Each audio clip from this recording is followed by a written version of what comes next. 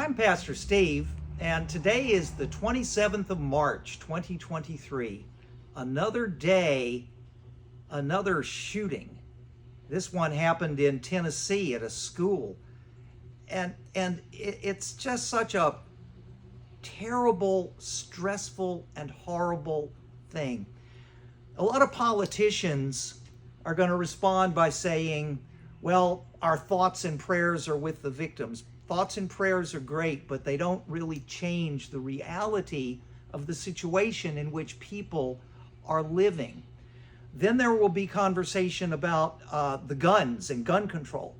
As far as I'm concerned, our society made a decision many years ago to arm itself to the teeth. Everybody's got guns, and there's all that talk about this and that. That is a non-starter. No matter what you say around that issue, half the people you say it to are not going to agree with you. What I believe can be done, and I sincerely mean this, is that we can offer better resources for helping people when they fall into a crisis. Because the crisis is the common denominator, that people are forced into an existential crisis. They reach a point where their rational functioning capacity just collapses, and they begin acting out in a horrifically irrational and violent fashion. Now, the way to address that, in my opinion, is to circulate a widespread message of basic hope. Hope. And I've offered just a real simple formula, 3 words: validate, empower, and liberate.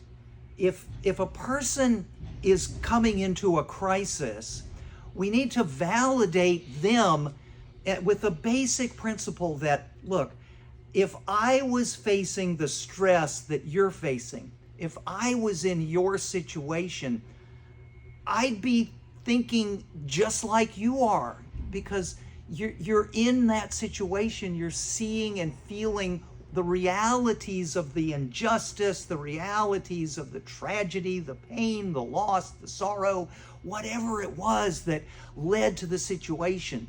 The individual person who's getting ready to fall into the crisis needs to be validated. Hey, if I was in your situation, I'd be doing and thinking and feeling basically what you are. Your concerns are deeply valid. Then empower. Now, the empowerment is the key, because everybody needs empowerment. They need to know there's something they can do. The gun, regardless of which side you stand on the issue of guns, the gun is not an adequate pathway to empowerment. Used in that context, it just leads to utter ruin and destruction. Empowerment comes from inside the person. Empowerment is helping a person to understand, hey, you have options. There are other things you can do. So you start with validation. You try to bring some validation to that individual so that there's someone saying to them, I understand where you're coming from. I get it. I hear you. And then when that validation has been made, then comes the empowerment to say, let's look at your options. What are the choices that you've got for action regarding your grievance, whatever your grievance is, whatever the problem is that you've been having? What are the options for fixing it? Make a list, try to find the things on the list that we can deal with, and that lessens the stress, and lessening the stress helps a person to be able to accept the intractable or unsolvable problems that they may be facing. And then comes liberation. You are not confined into one single destructive, raging path of action. You have other choices.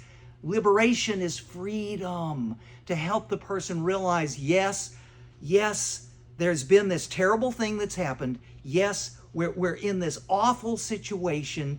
Yes, we have choices we can make and decisions we can make around that.